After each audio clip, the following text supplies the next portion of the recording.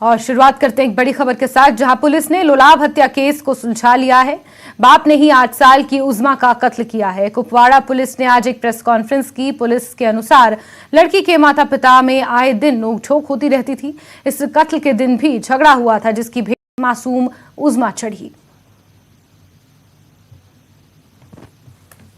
अभी तक की तफ्तीश में सिर्फ मोहम्मद इकबाल ही एक वाहिद सस्पेक्ट, वाहिद मुलजिम जो है वो सामने उभर के आया, ट्रांसपायर हुआ है इन्वेस्टिगेशन में, और उसी को गिरफ्तार भी किया गया है।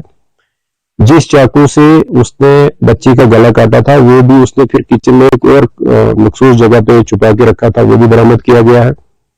इसके साथ साथ उसके कपड़े जिन पे जो उसके कफ्स होते हैं, कॉलर, ये जो बाजू के, उनसे भी ब्लड जो मिले हैं और उनको भी सीज किया गया है।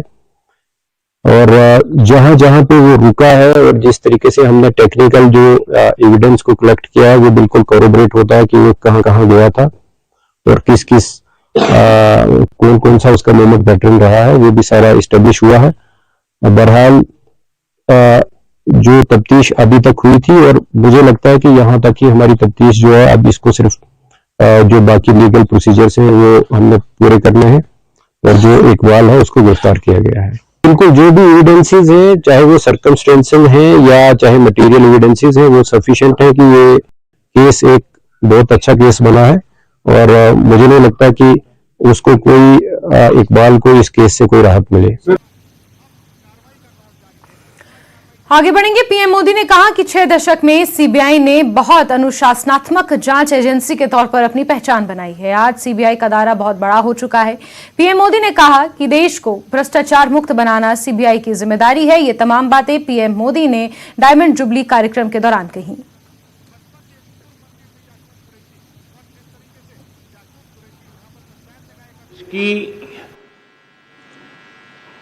प्रीमियम इन्वेस्टिगेशन एजेंसी के रूप में 60 वर्ष का सफर आपने पूरा किया है। ये 6 दशक निश्चित रूप से अनेक उपलब्धियों के रहे हैं। आज यहां सीबीआई के मामलों से जुड़े सुप्रीम कोर्ट के फैसलों का संग्रह भी जारी किया गया है। ये सीबीआई के बीते वर्षों के सफर को दिखाता है। कुछ शहरों में सीबीआई का नया दफ्तर हो, ट्विटर हैंडल हो, अन्य व्यवस्थाएं जिनका आज शुभारंभ हुआ है, वो निश्चित रूप से सीबीआई को और सशक्त करने में अहम भूमिका निभाएंगे। सीबीआई ने अपने काम से, अपने कौशल से सामान्य जन को एक विश्वास दिया है। आज भी जब किसी को लगता है कि कोई केस असाध्य है, तो आवाज उठती है कि मामला सीबीआई को दे देना चाहिए। लोग आंदोलन करते हैं कि केस उनसे लेकर के सीबीआई को दे दो। यहां तक कि पंचायत स्तर पर भी कोई मामला आता है तो लोग कहते हैं, अरे भाई इसके तो सीबीआई के हवाले करना चाहिए। न्याय के, इंसाफ के एक ब्रांड के रूप में सीबीआई हर जुबान पर है। आगे बढ़ेंगे। खबर लेह से है, जहां आज बंद का आह्वान किया गया है। लेह में नाबालिग लड़की से दुष्कर्म के मामले में लेह आज बंद है। Ladakh Buddhist association, Ladakh Gonpa association ने बंद का आह्वान किया है। पीड़ित के साथ एकजुटता व्यक्त करने के लिए ये बंद बुलाया गया है। उनका कहना है कि लद्दाख के इतिहास में काले दिन रूप में याद किया जाएगा। व्यापारी संघ लेह ने भी बंद का समर्थन किया है। उल्लेखनीय है कि पुलिस आरोपी को पहले ही गिरफ्तार कर चुकी है।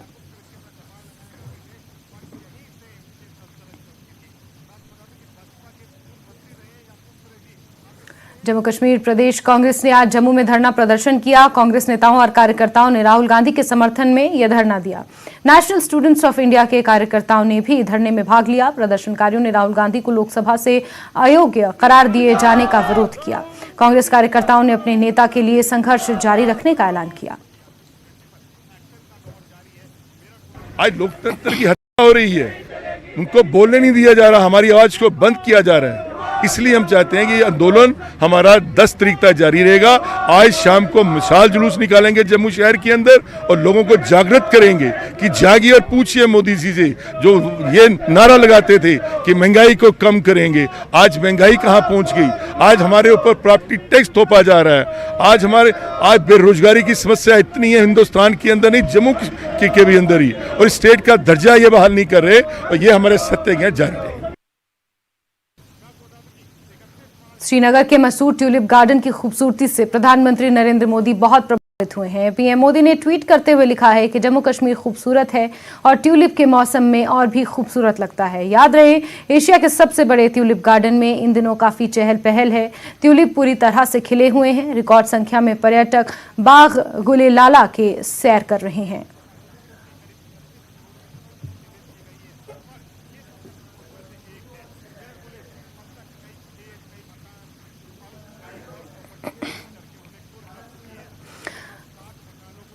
तो जम्मू कश्मीर के ट्यूलिप गार्डन से ये तस्वीरें सामने आई हैं, जिसको लेकर प्रधानमंत्री नरेंद्र मोदी ने भी एक खूबसूरत ट्वीट किया है। उन्होंने लिखा है कि जम्मू कश्मीर खूबसूरत तो है ही, और ट्यूलिप के सीजन में ये और भी खूबसूरत हो जाता है। 16 लाख से ज्यादा ट्यूलिप्स यहाँ पर खिले हुए हैं। एशिया का सबसे बड़ा ट्यूलिप गार्डन पर्यटकों के दीदार के लिए खुला है। रिकॉर्ड संख्या में यहाँ पर टूरिस्ट ट्यूलिप का दीदार करने इस बाग में पहुंच रहे हैं। लोगों के साथ साथ प्रधानमंत्री नरेंद्र मोदी भी इस ट्यूलिप गार्डन को देखकर बेहद खुश हैं।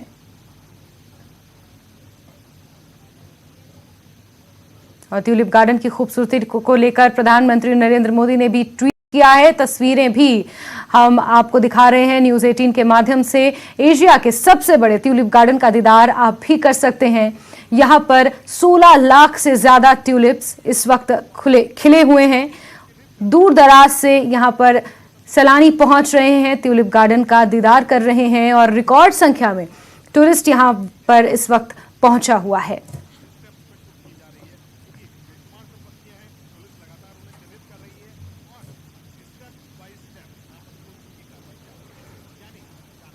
चलिए आगे बढ़ेंगे और स्कारा लद्दाख में सफाई अभियान चलाया गया। लोअर लेह के पार्षद सेरिंग नामग्याल ने अभियान की शुरुआत की। इस अभियान में क्षेत्र के नंबरदार समाज के सदस्य और स्कारा के लोगों ने हिस्सा लिया। न्यूज़ 18 से बात करते हुए पार्षद ने स्कारा युक्मा के लोगों को धन्यवाद दिया। उन्होंने कचरा इकट्ठा करने के लिए ट्रक उपलब्ध कराने के लिए एमसी लेह का भी धन्यवाद अदा किया। उन्होंने इस तरह के अभियान को जारी रखने का आश्वासन दिया है। कारा योग में नंगा तेने सफाई अभियान जिंगा सुलपिनजू तेने सफाई अभियान तुंताक पुंगा चंगदा हले सांग सांग गली गली ngata मोहल्ले नंकु पार खंपे ग्याप सांग थमो तेने फुटपाथ तेने गलम मोटर खोला दूर से गलम में थमा थतो थमा संगमा पूरा मीमांग संग मन मोहल्ले गली गली ना मीमांग संगमा स्कारा योग में दिंगा जाते दिरिंग चंगदा जाते स्किलियोत सुमा संगेरंगी का जिक्सिन स्किलियो नोक तासे मी समय का ngata ये संगा ओंगमोल तांग तेने खेम खुरा जाते पूरा लगमो चोस्किलो जू तेनेंगे इका मेंबर उसके तो ताचुंग उठुबलियांग तेने स्कारा योग में गोबा कांग चुगले मा इना या तो गला जात तेने खोन मीमांग संगमा शांग स्कूला जाते मीमांग संगमा बोधा जाते तेने शांग शांग ना मीमांग संगमा खेम नांग तेने ngata ओंगमोल खुरते फिलो बिंगा जाते तेने ngata सफाई अभियान बोले संगदे तो का दिरिंग पूरा स्कारा योग में ngata खिमसा पूरा सिंग ngata मेतकन जाते इका ngata दिंग 24 किलो जू संगी में जगह युवा नल नंग तेने ngata दिस्किट चला इन्ना चोला housing colony yang sangi maji ate yang chospin sombasang tio sangal la kemul yang chospin inna chokla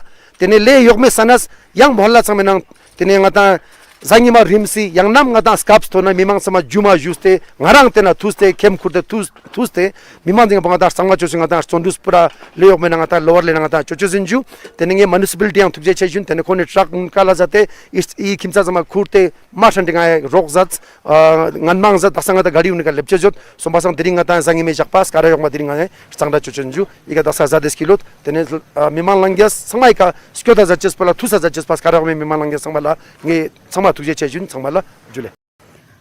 चलिए खबरों के सिलसिले को आगे बढ़ाते हैं। खबर सोलन से आपको देंगे, जहां के देवघाट में अचानक चलती गाड़ी में आग लग गई। इसकी वजह से सड़क पर कुछ देर के लिए अफरा तफरी का माहौल पैदा हो गया। कार में सवार लोगों ने किसी तरह गाड़ी से निकलकर अपनी जान बचाई। मौके पर पहुंची फायर ब्रिगेड ने आग पर काबू पाया। आग की वजह कार में शॉर्ट सर्किट बताई जा रही है।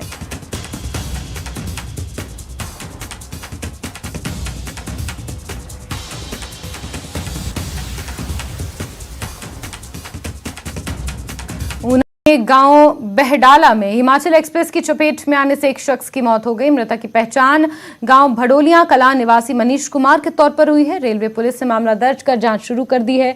आपको बता दें कि स्थानीय ग्रामीणों ने मनीष कुमार को खून से लथपथ ट्रैक के पास पाया था और पुलिस को सूचना दी थी।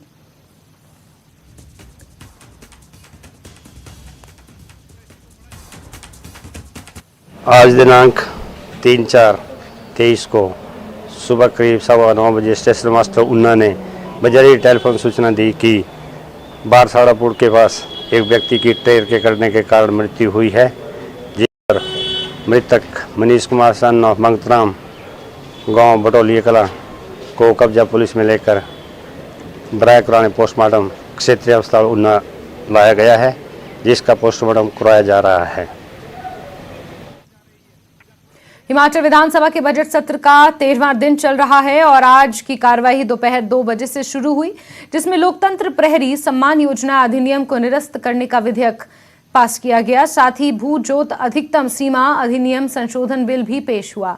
विपक्ष भी इन मुद्दों को लेकर सरकार को घेरने की तैयारी में है, जिसमें सदन में थोड़ा बहुत ड्रामा भी देखने को मिला। इसके अलावा नियम 62 के तहत सतपाल सिंह सत्ती कालका शिमला 4 लेन में निर्माण में लागत वृद्धि और देरी के मुद्दे पर ध्यानाकर्षण प्रस्ताव पर चर्चा करेंगे। साथ ही विधायक राजेंद्र राणा और चंद्रशेखर के निजी विश्वविद्यालयों में फर्जी डिग्री मामले, एसपीयू के संचालन और शिक्षक भर्ती में अनियमितताओं के आरोप के मुद्दे पर भी ध्यानाकर्षण प्रस्ताव आज लाया जाना है।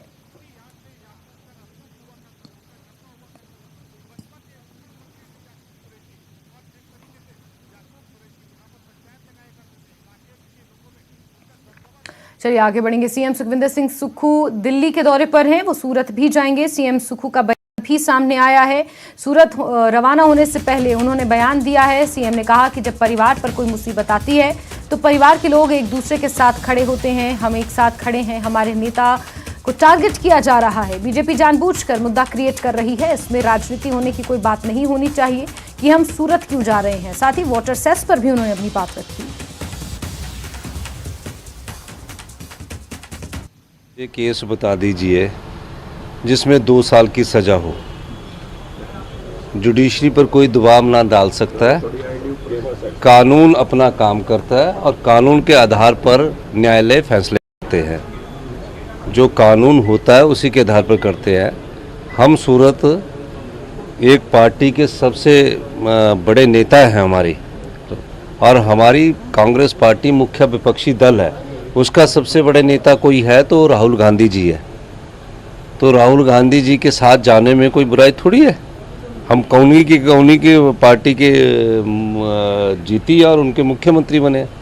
तो इस प्रकार की बात कहना कि न्यायालय पर दबाव डालना गलत है, ये अच्छा नहीं लगता। परिवार में जब कोई ऐसी बात होती है तो परिवार के सभी सदस्य साथ खड़े होते हैं ना। तो हम परिवार के सदस्य लोग हैं, कांग्रेस पार्टी उनका परिवार है। उस परिवार के अगर लोग जाते तो उसमें हर्ज क्या है। आगे बढ़ेंगे। शिमला से बड़ी खबर है, जहां कांग्रेस मुख्यालय से राष्ट्रीय कैंपेन की शुरुआत हुई है। युवा कांग्रेस ने इस कैंपेन को शुरू किया है। पोस्टकार्ड कैंपेन जवाब दो मोदी जी के नाम से इस कैंपेन की शुरुआत हुई है। कैंपेन का पोस्टर विमोचन कार्यक्रम हुआ, पोस्टकार्ड लॉन्च किया गया। प्रदेश मुख्यालय राजीव भवन में इस कैंपेन की शुरुआत हुई, जो हर विधानसभा क्षेत्र में चलाया जाएगा। लोकतंत्र की हत्या भाजपा कर रही है। विपक्ष की आवाज को दबाया जा रहा है, ये युवा कांग्रेस के नेता ने आरोप लगाए हैं। युवा कांग्रेस के स्टेट मीडिया चेयरमैन चंदन राणा, साथ ही वाइस चेयरपर्सन शुभ्रा जिंटा समेत अन्य पदाधिकारी इस दौरान मौजूद रहे। राहुल गांधी जी हैं, उनकी सदस्यता को रद्द कर दिया गया है और उसके विरोध में जो कांग्रेस पार्टी है आज वो संसद के बाहर से लेकर सड़कों तक पूरे देश में प्रदर्शन कर रही है। हम जो ये पोस्ट कार्ड कैंपेन है सीधा मोदी जी के एड्रेस पर भेज रहे हैं। पूरे प्रदेश के हर प्रदेश मुख्यालय, जिला मुख्यालय और हर विधानसभा में इसे लॉन्च किया जाएगा और विधिवत हम जनता के बीच में जाके ये जो पोस्ट कार्ड है इसे भरेंगे और इसे मोदी जी के एड्रेस पर पोस्ट करेंगे, इस उम्मीद के साथ कि जो खत उनके घर तक पहुंच रहा है शायद उसे वो पढ़े और देश को इन बातों का जवाब दे। ठियोग विधायक कुलदीप राठौर ने प्रेस कॉन्फ्रेंस की। किसानों बागवानों की मांगों का उन्होंने समर्थन किया। 3 कृषि कानून लागू होने चाहिए, कुलदीप राठौर ने ये बात कही। अभी तक जो व्यापार हो रहा है वो गैर कानूनी है, इस विषय पर काम करने की जरूरत है, ऐसा उन्होंने कहा। 24 चुनाव क्षेत्रों में सेब की पैदावार होती है। बागवानों और किसानों ने कांग्रेस को खुला समर्थन दिया है।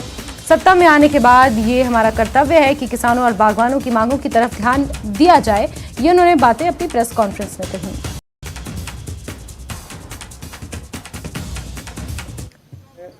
किसान और बागवानों के जो संगठन है उनकी मांग का समर्थन करता हूं, क्योंकि मैं ऐसे क्षेत्र से विधायक हूं जहां सबसे पहले सेब के पौधे का रोपण हुआ था और सेब बहुल क्षेत्र है। 3 कानून लागू होने चाहिए। The legal metrology act 20। और इसी बीच बड़ी खबर की, राहुल गांधी को बड़ी राहत मिली है। बड़ी खबर आपको बता रहे हैं, कोर्ट से जमानत उन्हें मिल गई है। 4 साल पुराने मानहानि केस में उन्हें दोषी करार दिया गया था, लेकिन बड़ा अपडेट, उन्हें कोर्ट से अब राहत मिल गई है। साथ ही इस पूरे मामले पर अगली सुनवाई की तारीख भी पेश की गई है। आपको बता दें 13 अप्रैल को इस पूरे मामले पर अगली सुनवाई होगी। उससे पहले राहुल गांधी के लिए एक बड़ी राहत भरी खबर है, जहां राहुल गांधी को कोर्ट से जमानत मिल गई है। बड़ी खबर आपको बता दें, 2019 लोकसभा चुनाव से जुड़ा हुआ मानहानि ये केस था, जहां सूरत की सेशन कोर्ट ने राहुल गांधी को 2 साल के लिए दोषी करार दिया था, जिसके बाद से उनकी लोकसभा सदस्यता रद्द कर दी गई थी, जिसको लेकर कांग्रेस पार्टी लगातार विरोध प्रदर्शन कर रही है। संसद से लेकर सड़क तक कांग्रेस पार्टी विरोध जता रही है। लेकिन इस पूरे मामले पर अब बड़ा अपडेट आपको बता रहे हैं, राहुल गांधी को बड़ी राहत दी है कोर्ट ने। इस पूरे मामले की अगली सुनवाई अब 13 अप्रैल को होनी है। उससे पहले राहुल गांधी के लिए ये राहत भरी खबर है, जहां राहुल गांधी को जमानत मिल गई है। बड़ी खबर आपको बता रहे हैं, राहुल गांधी को दोषी करार दिए जाने के बाद से ही लगातार कांग्रेस पार्टी विरोध प्रदर्शन कर रही है। केंद्र सरकार और भाजपा को लेकर कांग्रेस हमलावर है। कई तरीके के वार पलटवार का दौर भी जारी है। इस बीच राहुल गांधी की लोकसभा सदस्यता भी रद्द कर दी गई है। तो सूरत की सेशंस कोर्ट में राहुल गांधी को राहत मिली है। 13 अप्रैल को इस पूरे मामले की अगली सुनवाई होनी है। तब तक के लिए राहुल गांधी को एक बड़ी राहत। हाल ही में सूरत के सेशन कोर्ट ने यह फैसला सुनाया था, जहां मानहानि मामले में राहुल गांधी को 2 साल के लिए दोषी करार दिया था।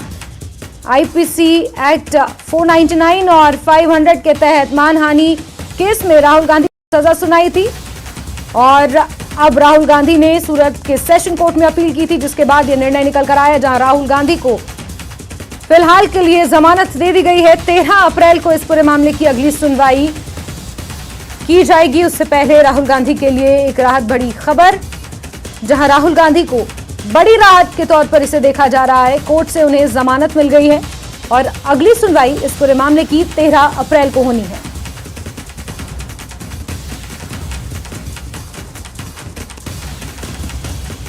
चलिए आगे बढ़ेंगे खबरों में और हिमाचल के जसूर से आपको खबर देंगे, जहां कांग्रेस के प्रदेश प्रवक्ता सुदर्शन शर्मा ने केंद्र सरकार और बीजेपी पर हमला बोला है। राहुल गांधी की लोकप्रियता को रोकने के लिए प्रजातंत्र की हत्या करने का आरोप लगाया है। उन्होंने कहा कि संविधान और कानून की परवाह न करते हुए केवल राजनीतिक स्वार्थ के लिए राहुल गांधी को संसद से अयोग्य करार दिलवाया गया और इसका खामियाजा बीजेपी 2024 के लोकसभा चुनावों में भुगतेगी।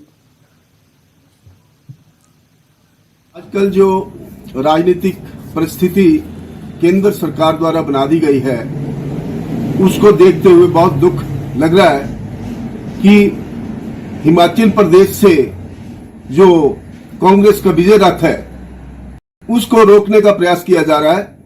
हमारे महबूब नेता माननीय राहुल गांधी जी को अनाकारण जो अयोग्य घोषित किया जा रहा है, ये एक सोची समझी साजिश है और माननीय प्रधानमंत्री मोदी द्वारा ये अपने गरिमामय पद को देखते हुए, उसकी कदर न करते हुए उन्होंने ये जो कदम उठाया है, उससे हिंदुस्तान की जो राजनीति की साख है वो विश्व पटल पर बहुत ही गिरने जा रही है, जिसका हमें बहुत दुख है। कांगड़ा से भाजपा विधायक पवन काजल ने कांग्रेस सरकार पर तीखा हमला बोला है। उन्होंने कहा कि कांग्रेस सरकार को प्रदेश में 3 महीने पूरे हो चुके हैं, लेकिन अभी तक सरकार हनीमून पीरियड से बाहर नहीं निकल सकी है। कांगड़ा ने कांग्रेस की झोली में 10 विधायक डाल दिए हैं, लेकिन इसके बावजूद कांगड़ा की आवाज को अनसुना किया जा रहा है। उन्होंने टांडा मेडिकल कॉलेज से डॉक्टर्स और स्टाफ के तबादले और 350 कर्मचारियों को हटाने का मुद्दा भी उठाया। पवन काजल ने राहुल गांधी के मुद्दे को बेवजह तूल देने और एयरपोर्ट के विस्तारीकरण से 14 से 16 परिवारों के विस्थापित होने, साथ ही सीवरेज योजना को लेकर भी सवाल उठाए।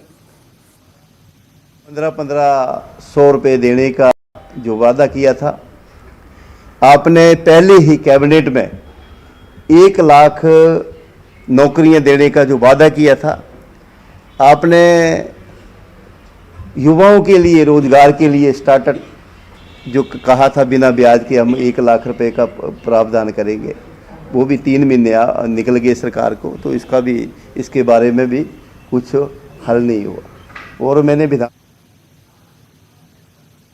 और प्राइम नून @ 3 में अभी के लिए बस इतना ही। नमस्कार।